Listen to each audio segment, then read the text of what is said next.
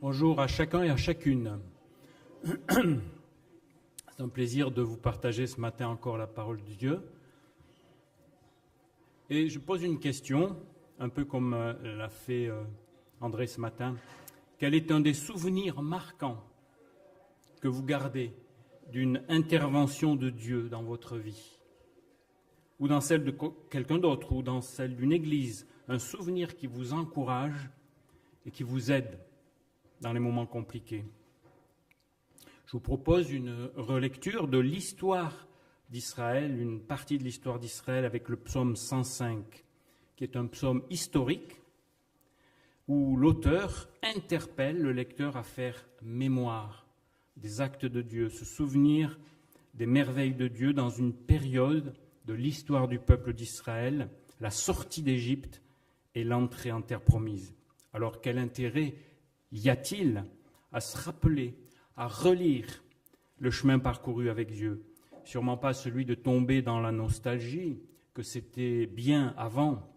Sûrement pas non plus de tomber dans la tristesse et les regrets en s'auto-flagellant. Pourquoi ai-je connu cette enfance-là, ces épreuves-là? Pourquoi ai-je manqué ces occasions? Après coup, on aimerait parfois réécrire une autre version de notre vie. Pourtant, quelle lecture faisons-nous réellement du chemin parcouru? Dans quelle version est-ce que nous lisons notre histoire et surtout quelle interprétation lui donnons-nous? Où est Dieu dans mon chemin? On va lire dans la traduction œcuménique de la Bible le psaume 105. Je lis « Célébrez le Seigneur, proclamez son nom, faites connaître ses exploits parmi les peuples. Chantez pour lui, jouez pour lui, redites tous ses miracles. Soyez fiers de son saint nom et joyeux. Vous qui recherchez le Seigneur, cherchez le Seigneur et sa force. Recherchez toujours sa face. Rappelez-vous les miracles qu'il a faits, ses prodiges et les jugements sortis de sa bouche. Vous, race d'Abraham, son serviteur, vous, fils de Jacob, ses élus. C'est lui le Seigneur, notre Dieu, qui gouverne toute la terre. Il s'est toujours rappelé son alliance, mot d'ordre pour 1000 générations, celle qu'il a conclue avec Abraham, confirmée par serment à Isaac, qu'il a érigée en décret pour Jacob, alliance perpétuelle pour Israël. Quand il a dit « Je te donne la terre de Canaan », c'est le patrimoine qui vous échoit. Alors, on pouvait les compter, c'était une poignée d'immigrants. Ils allaient et venaient de nation en nation, d'un royaume vers un autre peuple. Mais il ne laissa personne les opprimer. Il châtia des rois à cause d'eux. Ne touchez pas à mes messies, ne faites pas de mal à mes prophètes. Il appela la famine sur le pays, il coupa tous les vivres. Il envoya devant eux un homme, Joseph, qui fut vendu comme esclave. On lui entrava les pieds, on lui passa un collier de fer, jusqu'à l'accomplissement de sa prédiction. La parole du Seigneur l'éprouva. Le roi ordonna de le délier, le maître des peuples le fit relâcher. Il l'établit seigneur de sa maison et maître de toutes ses possessions, pour qu'il attache les princes à sa personne et qu'il donne aux anciens la sagesse. Et Israël entra en Égypte. Jacob émigra au pays de Cham. Dieu rendit son peuple très prolifique et plus puissant que ses adversaires. Il changea leur cœur, les fit haïr son peuple et traiter ses serviteurs avec perfidie. Il envoya Moïse, son serviteur, et Aaron qu'il avait choisi. Leur parole imposa des signes en Égypte, les prodiges de Dieu dans le pays de Cham. Il envoya les ténèbres, et les ténèbres vinrent, et sa parole ne fut pas contestée. Il changea les eaux en sang, et fit mourir leurs poissons. Leur pays grouilla de grenouilles, jusque dans les chambres de leur roi. Il parla, et vint la vermine, et les moustiques sur tout leur territoire. Au lieu de pluie, il leur donna la grêle, du feu et des flammes sur leur pays. Il frappa leurs vignes et leurs figuiers, brisa les arbres de leur territoire. Il parla et vinrent les sauterelles et les larves innombrables. Elles mangèrent toute l'herbe du pays, elles mangèrent les fruits du sol. Il frappa tous les aînés du pays, prémices de leur maturité. Il fit sortir son peuple, avec de l'argent et de l'or, et nul ne chancela parmi ses tribus. L'Égypte se réjouit de leur sortie, car la terreur était tombée sur elle. Il étendit une nuée pour servir de rideau et un feu pour illuminer la nuit. À leur demande, il fit venir les cailles. Il les rassasia du pain des cieux. Il ouvrit le rocher, l'eau ruissela et s'écoula dans les steppes comme un fleuve. Il s'est rappelé sa sainte parole envers Abraham, son serviteur. Il a fait sortir son peuple dans l'allégresse, ses élus avec des cris de joie. Il leur a donné les terres des nations et il recueille le travail des peuples, pourvu qu'ils gardent ses décrets, qu'ils observent ses lois. Alléluia. Les 2 premiers versets appellent à louer Dieu. Les versets 3 et 4 à chercher Dieu. Et le verset 5 à se rappeler, se souvenir, faire mémoire de ce que Dieu a fait pour Israël lors de la sortie d'Égypte. Le peuple de Dieu est appelé à louer Dieu collectivement, ensemble, en réponse à l'œuvre de Dieu, en se rappelant ses interventions miraculeuses. Et cette mise en mémoire fait écho à la fidélité de Dieu qui se rappelle, qui se souvient, qui n'oublie pas sa parole, au verset 8 et au verset 42 du psaume. Et c'est le même verbe hébreu zakar qui est employé au verset 5 pour le peuple appelé à se souvenir, et pour Dieu au verset 8 et 42 qui se souvient de ses promesses, de son alliance. Une particularité intéressante de ce psaume, c'est que toute la première partie, les versets 1 à 15, sont quasi identiques au texte que nous trouvons dans le premier livre des Chroniques du peuple d'Israël au chapitre 16 qui a été lu ce matin, les versets 8 à 22 en particulier. Quand David, roi d'Israël, organise le service du tabernacle, dans les Chroniques au chapitre 16, le texte dit « Il confia à des Lévites la responsabilité de faire le service devant l'arche de l'Éternel, de rappeler le souvenir de l'Éternel, le Dieu d'Israël, de le louer et de le célébrer. » C'est le même verbe, zakar, qui est utilisé dans le psaume 105 au verset 5 pour nous. Rappelez-vous, souvenez-vous. Et le verbe de rappeler le souvenir de l'Éternel dans ce que David a fait en Chronique 16. En quelque sorte, ce culte qui a été célébré dans Chronique 16 donne son titre à notre psaume 105. C'est une prière de mémoire, une prière de souvenir. Et la version grecque ancienne de l'Ancien Testament, les Septante, a traduit l'hébreu, faire le service, la traduction en français faire le service, par le verbe grec léoutourgéo, d'où vient le mot liturgie. Ce mot a pour sens premier en grec de remplir un service public, une fonction publique pour la collectivité. Et la liturgie, faire le service, c'est un moyen de rappeler le souvenir de l'Éternel dans la communauté, dans l'Église, à l'aide de textes que l'on lit en fonction des circonstances ou pas. Et le texte des Chroniques précise, ce fut en ce jour-là que David chargea pour la première fois Asaph et ses frères de célébrer le Seigneur. Et c'est là que les paroles du psaume 105, versets 1 à 15, sont lues par Asaph et ses frères dans les versets qui suivent. Asaph qui a été l'auteur de 12 psaumes, de la manière dont c'est rapporté dans les psaumes. Et il est encore précisé, au verset 37 des Chroniques, que David laissa là, devant l'arche de l'Alliance du Seigneur, Asaph et ses frères qui devaient assurer le service continuel devant l'arche, selon l'ordre prévu pour chaque jour. De nouveau, la traduction de la Septante, c'est leiturgein, liturgie, comme nous l'avons vu. Ces paroles donc étaient lues, chantées, sinon en continu, tout du moins à intervalles réguliers, pour ne pas oublier les interventions de Dieu et le célébrer pour les délivrances accordées. Alors revenons au psaume 105. En première lecture, ce qui m'a frappé, c'est que ce sont vraiment les actes de Dieu, comme une liste, qui sont mis en avant, alors que Dieu conduit son peuple d'Égypte vers la terre promise. Et l'auteur de ce psaume ne s'attarde pas sur les drames familiaux, et il y en a eu, les tragédies personnelles des patriarches, de leur descendance. Ce psaume mentionne des noms remarquables, comme Jacob, Joseph, Moïse, et il est une invitation pour le lecteur, autant de fois que ce psaume est relu et chanté, à revoir Dieu dans l'histoire d'un peuple. Et pour nous, c'est aussi l'occasion de le voir dans l'histoire de ceux qui nous ont précédés, et ce faisant, on discernera peut-être mieux sa présence dans nos propres vies et dans notre histoire.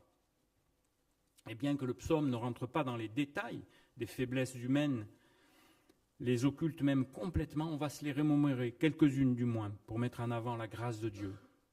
On va rapidement se souvenir de 3 personnages clés que Dieu a rencontrés et envoyés pour une mission, Jacob, Joseph et Moïse. D'abord Jacob, rappelons-nous Jacob, un homme menteur, voleur, usurpateur d'identité, qui vole le droit d'aînesse à son frère Ésaü, qui se déguise pour tromper et obtenir à la place de son frère la bénédiction d'Isaac, son père, abusant des incapacités du vieil homme qui ne voit plus, ambitieux, prêt à tout et n'importe quoi pour obtenir ce qu'il voulait. Pourtant, Dieu va se manifester à ce Jacob, pas une, mais 2 fois, alors que c'est un homme en fuite.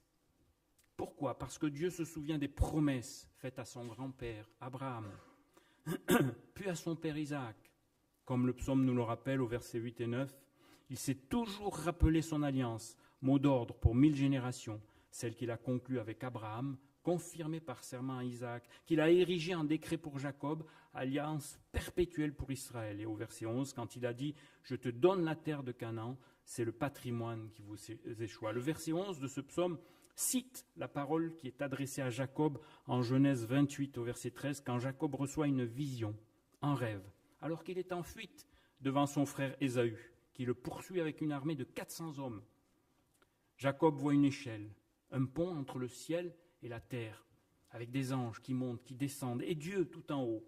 C'est sa première rencontre avec Dieu, alors qu'il est en fuite. Dieu attire son attention par les yeux d'abord, même si c'est un rêve, puis lui fait entendre sa voix. Il renouvelle la promesse faite à Abraham d'un pays et l'assure de sa présence dans la mission qu'il va lui confier, qui, nous le savons, connaîtra des épreuves. Et après s'être réveillé, Jacob, sa réaction est remarquable. En Genèse 28, verset 16, « Certainement, l'Éternel est en ce lieu, et je ne le savais pas.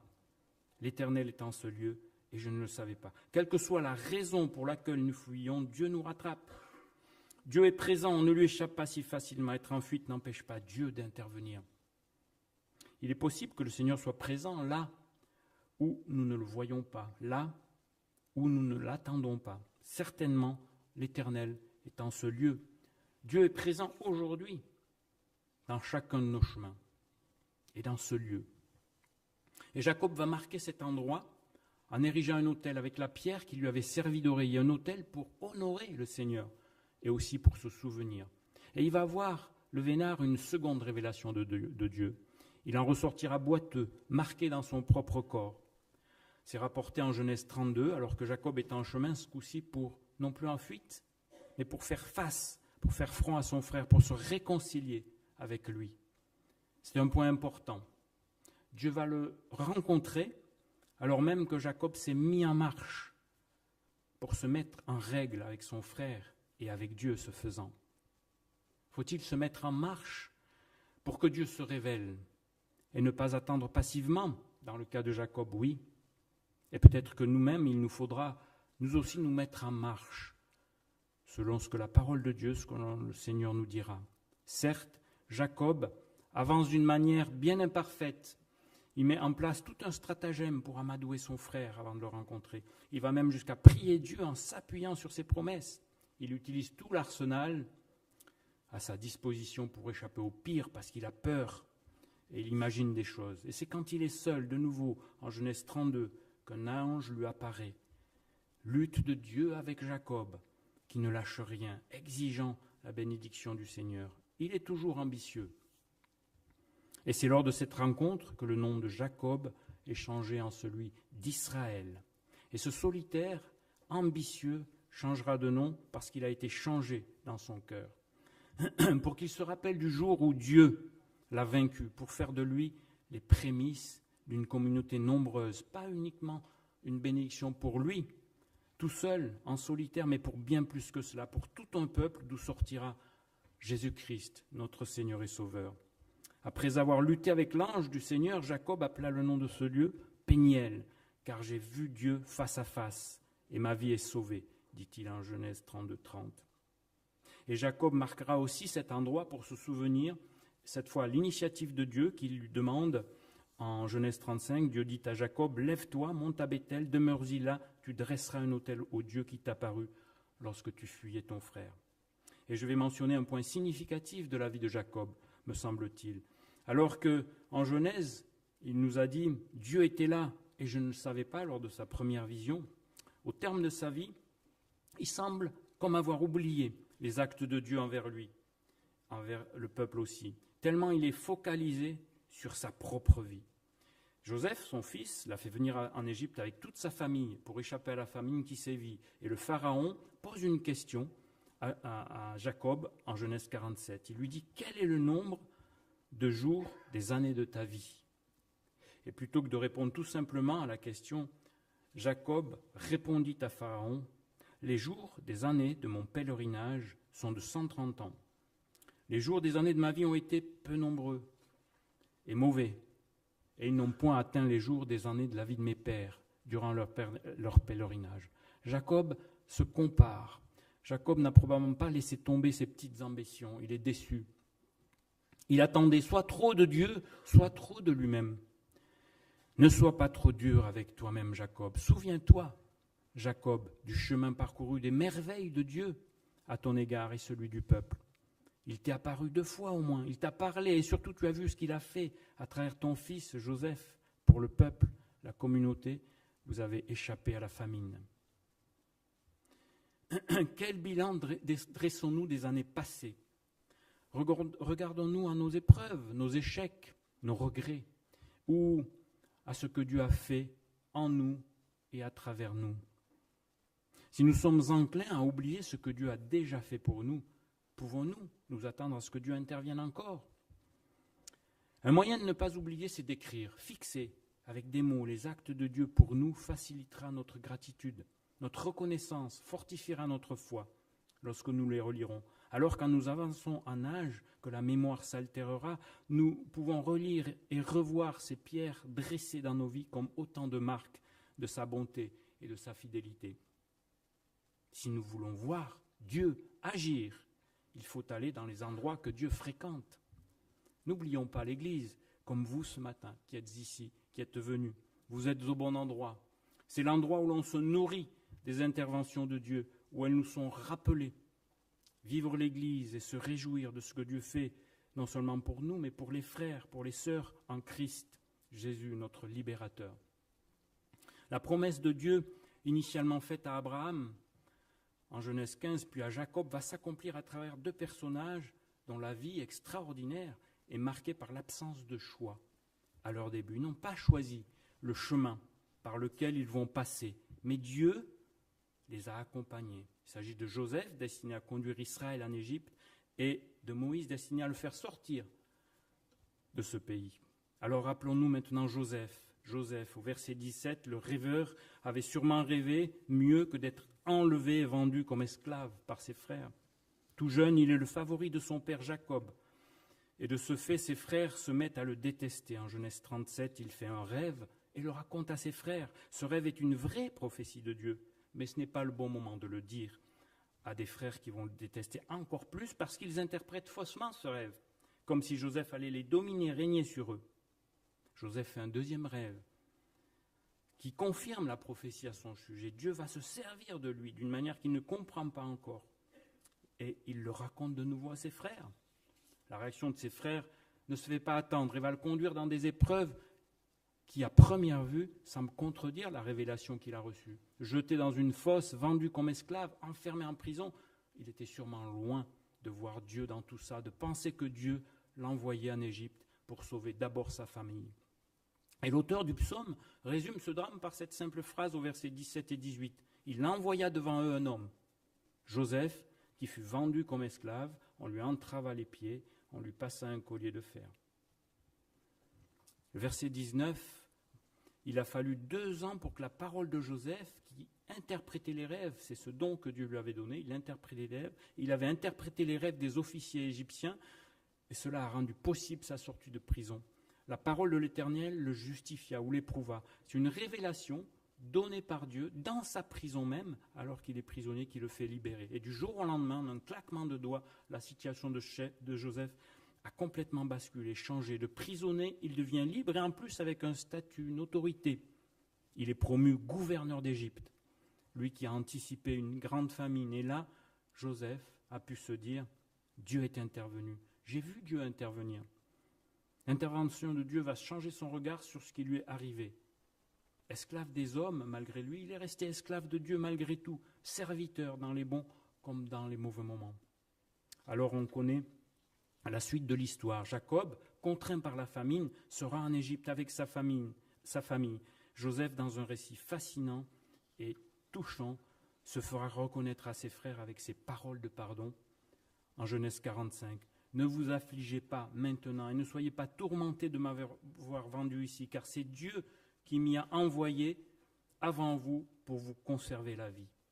Dieu m'a envoyé devant vous pour vous constituer des réserves de nourriture dans le pays, vous permettre de vivre et à beaucoup d'entre vous d'en réchapper. Ce n'est donc pas vous qui m'avez envoyé ici, mais Dieu. Il m'a promu maître de toute sa maison et régent de tout le pays d'Égypte. » Et c'est bien ce que dit le verset 17 du psaume 105. Dieu envoya devant eux un homme. Joseph le répète 3 fois dans son propre discours. Reconnaître et faire reconnaître Dieu dans sa vie a été une puissance de pardon pour Joseph envers ses frères qu'il avait vendus comme esclaves. Et maintenant, souvenons-nous de Moïse. Moïse est né dans un environnement hostile. Il n'était pas encore né qu'il était destiné à mourir dès qu'il verrait le jour, par décision du Pharaon qui veut affaiblir ce peuple de Dieu qui grandit. Mais une volonté plus forte, celle de Dieu au lieu de le noyer, l'a fait flotter sur les eaux du fleuve. Alors regardez, voyez comment toute l'histoire d'un peuple, le peuple d'Israël, dans ce couffin fragile, ballotté sur le Nil, entouré de crocodiles, ne tient qu'à un fil. Jusqu'à ce qu'une main secourable le récupère. La fille de Pharaon va l'élever comme son fils. Et j'aime beaucoup comment Étienne, face à ses bourreaux, raconte l'histoire de Moïse en Actes, chapitre 7, verset 20, montrant comment il a essayé d'accomplir ce qu'il croyait être le plan de Dieu par ses propres moyens. Quand il eut 40 ans accomplis, l'idée lui vint de se rendre parmi ses frères, les Israélites. Voyant l'un d'eux mis à mal, il en prit la défense. Et pour venger ce frère maltraité, il frappa l'Égyptien. Il pensait faire comprendre à ses frères que Dieu, par sa main, leur apportait le salut. Mais ils ne le comprirent pas. Alors, nous savons qu'il est démasqué, il doit prendre la fuite, lui aussi. Un exil qui va durer 40 ans.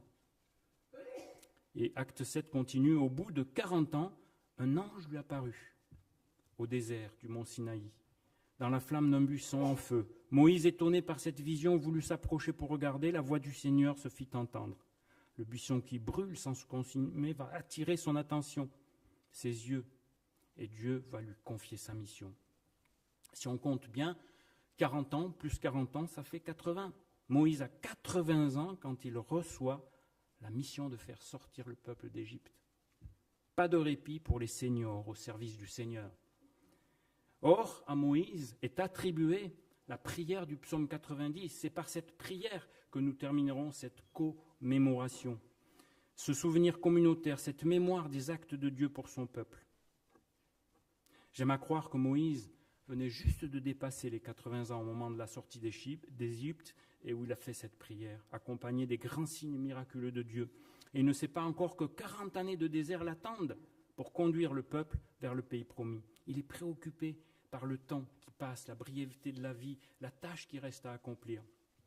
Sa prière, Dieu va l'exaucer. Il vivra 40 ans de plus, les 40 années de désert, et mourra à 120 ans, dans toute sa vigueur, dit Deutéronome 34:7. Moïse monta des vallons de Moab vers le mont Nebo, au sommet de la Pisga et en face de Jéricho. Et le Seigneur lui fit voir tout le pays. Et le Seigneur lui dit, c'est là le pays que j'ai promis par serment à Isaac, à Abraham, à Isaac et Jacob, en leur disant, c'est à ta descendance que je le donne. Je te l'ai fait voir de tes propres yeux, mais tu n'y passeras pas. Pour terminer, nous lisons donc la prière de Moïse, le psaume 90. Prière de Moïse, l'homme de Dieu. Seigneur, d'âge en âge, tu as été notre abri. Avant que les montagnes naissent et que tu enfantes la terre et le monde, depuis toujours, pour toujours, tu es Dieu. Tu fais retourner l'homme à la poussière, car tu as dit, fils d'Adam, retournez-y. Oui, 1000 ans à tes yeux sont comme hier, un jour qui s'en va, comme une heure de la nuit. Tu les balayes pareil au sommeil, qui au matin passe comme l'herbe. Elle fleurit le matin, puis elle passe, elle se fane sur le soir, elle les sèche. Oui, nous avons été achevés par ta colère, épouvantés par ta fureur. Tu as placé nos fautes en ta présence, nos secrets à la clarté de ta face. Oui, devant ta fureur s'effacent tous nos jours. Le temps d'un soupir, nous avons achevé nos années. 70 ans, c'est parfois la durée de notre vie. 80 ans, si elle est vigoureuse, et son agitation n'est que peine et misère. C'est vite passé, et nous nous envolons. Qui peut connaître la force de ta colère? Plus on te craint, mieux on connaît ton courroux. Alors apprends-nous à compter nos jours, et nous obtiendrons la sagesse du cœur. Reviens, Seigneur. Jusqu'à quand? Ravise-toi en faveur de tes serviteurs. Dès le matin, rassasie-nous de ta fidélité, et nous crierons de joie nos jours durant. Rends-nous en joie tes jours de châtiment, les années où nous avons vu le malheur. Que ton action soit visible pour tes serviteurs et ta splendeur pour leurs fils. Que la douceur du Seigneur notre Dieu soit sur nous. Consolide pour nous l'œuvre de nos mains. Oui, consolide cette œuvre de nos mains. Seigneur, je veux faire de ce verset 16 ma prière du cœur. Que ton action soit visible pour tes serviteurs et ta splendeur pour leurs fils. Seigneur, aide-nous à nous rappeler et ne pas oublier. Fortifie notre mémoire, aide-nous à discerner tes actes, à ne rien perdre de tes interventions, autant dans les impasses ou les allées toutes droites dans lesquelles tu nous places comme des lieux de ta présence bienveillante. Amen.